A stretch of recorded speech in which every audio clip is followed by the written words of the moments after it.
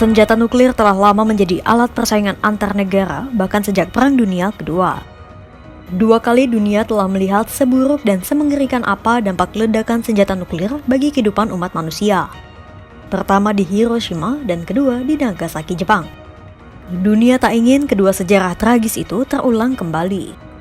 Itulah mengapa PBB dan hampir semua negara berupaya melucuti dan menekan laju perkembangan senjata nuklir selama puluhan tahun lamanya.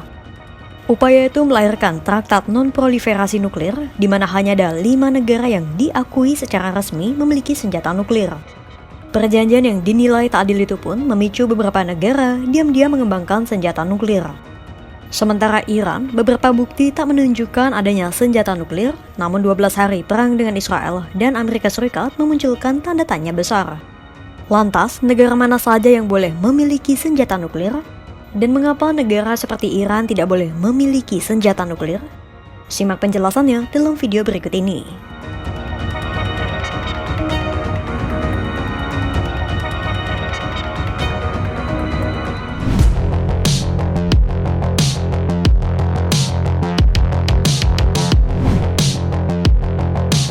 Pada 1 Juli 1968, PBB membuka Perjanjian Non-Proliferasi Nuklir dan mulai berlaku sejak tahun 1970.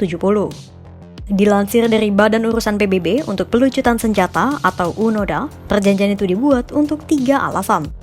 Pertama, mencegah penyebaran senjata nuklir. Kedua, mendorong kerjasama penggunaan energi nuklir secara damai. Dan ketiga, pelucutan senjata nuklir secara menyeluruh. Melalui perjanjian itu, negara-negara yang menandatangani harus mau mengikuti sistem pengamanan yang diatur oleh Badan Tenaga Atom Internasional atau IAEA. Sistem pengamanan itu termasuk mengizinkan inspektur IAEA melakukan pengawasan terhadap program nuklir. Ada 190 negara yang ikut menandatangani perjanjian NPT. Namun, perjanjian itu hanya mengakui secara resmi kepemilikan senjata nuklir dari 5 negara. Mereka adalah Amerika Serikat, Rusia, Prancis, Inggris, dan Cina. 5 negara yang disebut sebagai Nuclear Weapon States atau NWS.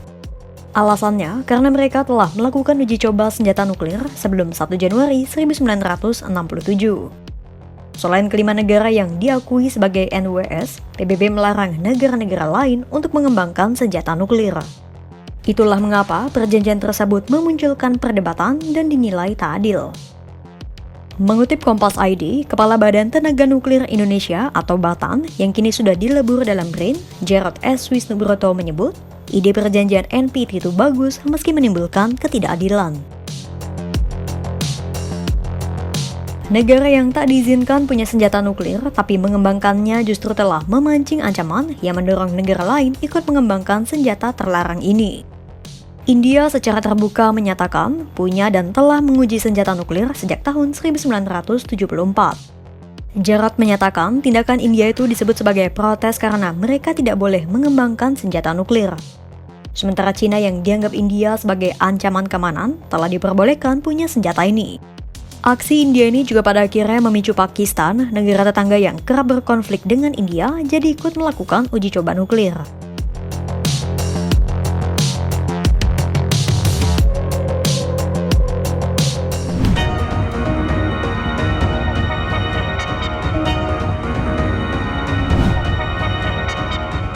Dengan keluarnya perjanjian nuklir tersebut, maka negara-negara yang tidak diakui sebagai NWS dilarang mengembangkan senjata nuklir. Tercatat Afrika Selatan dan sejumlah negara pecahan Uni Soviet seperti Belarusia, Kazakhstan, dan Ukraina telah menghentikan pengembangan senjata nuklir mereka. Ada 191 negara di dunia yang telah menandatangani NPT, namun ada 4 negara yang tidak menandatangani perjanjian non-proliferasi nuklir dan diketahui mengembangkan senjata nuklir. Negara ini adalah India, Pakistan, Israel, dan Korea Utara. Korea Utara sempat menandatangani pada 1985, meski pada akhirnya keluar pada tahun 2003. Dan berikut jumlah kepemilikan senjata nuklir dari 5 negara NWS dan 4 negara pemilik senjata nuklir lainnya.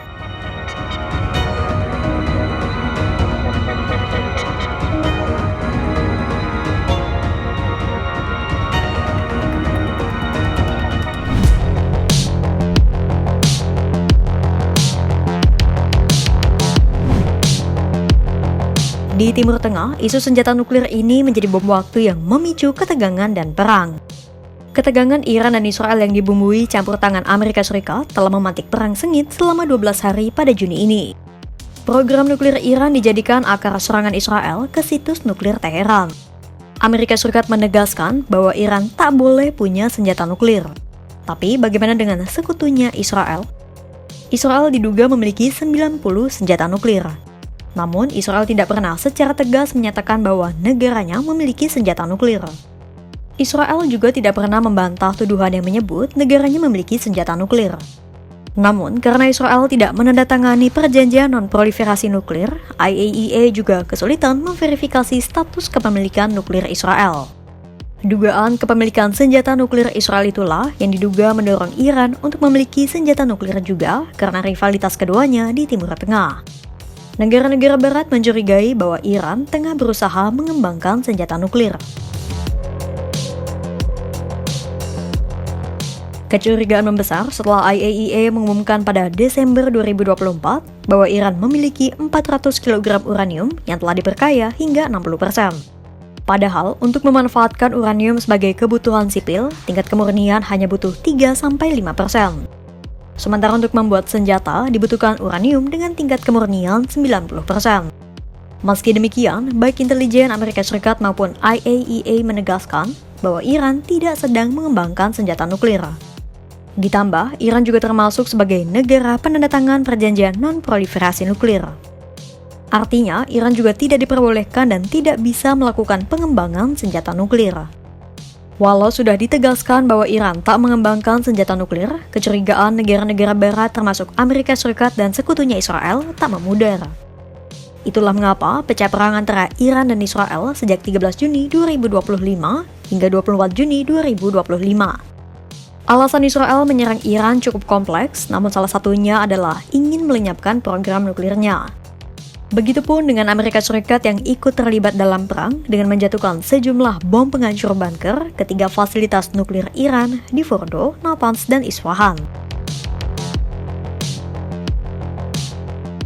Berulang kali Presiden Amerika Serikat Donald Trump menegaskan dirinya tak ingin Iran memiliki senjata nuklir. Itulah mengapa sejak Trump kembali menjabat sebagai presiden, sudah 5 kali pihaknya melakukan perundingan dengan Iran untuk menahan laju perkembangan program nuklir Teheran. Meski kelima upaya diplomasi itu belum melahirkan hasil signifikan, namun Trump memberi sinyal bahwa pihaknya mungkin akan kembali membuka peluang perundingan dengan Iran ke depannya. As you know, last weekend the United States successfully carried out a massive precision strike on Iran's nuclear enrichment facilities, and it was very, very successful. It was called obliteration. No other military on earth could have done it, and now this incredible exercise of American strength has paved the way for peace with a historic ceasefire agreement late Monday, and we call it the 12-day war. Spoke to a few people. I guess that just sounded like the right name. It was a 12-day war. And we think it's over. I don't think they're going to be going back at each other. I don't think so. Not only have we dealt decisively with the critical threat of Iran's nuclear program, which was what I wanted. I said, Iran cannot have a nuclear weapon. I've said that for 15 years, long before I decided to do the political thing. But we've also reasserted the credibility of American deterrence, which is like no other.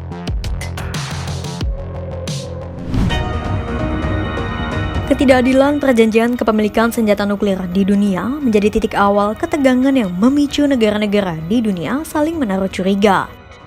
Bom waktu itu telah meledak di Timur Tengah saat Israel menyerang Iran dan aksi saling balas itu pun berlangsung sengit selama 12 hari. Iran berulang kali menegaskan tak ada senjata nuklir. Pernyataan IAEA dan intelijen Amerika Serikat pun menyuarakan hal yang sama. Tapi Israel dan Amerika Serikat tetap menyerang Iran. Seolah ada perlakuan spesial, Amerika Serikat dan dunia seperti tutup mata ihwal kepemilikan senjata nuklir yang diduga kuat sedang dikembangkan Israel. Tak ada tindakan tegas maupun perlakuan serupa yang dialami Iran. Itulah mengapa selama masih ada senjata nuklir, kecurigaan, ketidakadilan dan ancaman perang antar negara akan selalu ada. Jarod menegaskan, senjata nuklir adalah kegagalan moral dan ancaman bagi seluruh umat manusia. Lantas, bisakah PBB dan negara-negara lain tegas turut andil menentukan arah tata kelola senjata nuklir global ke depannya? Simak terus perkembangannya hanya di kanal YouTube Kompas.com.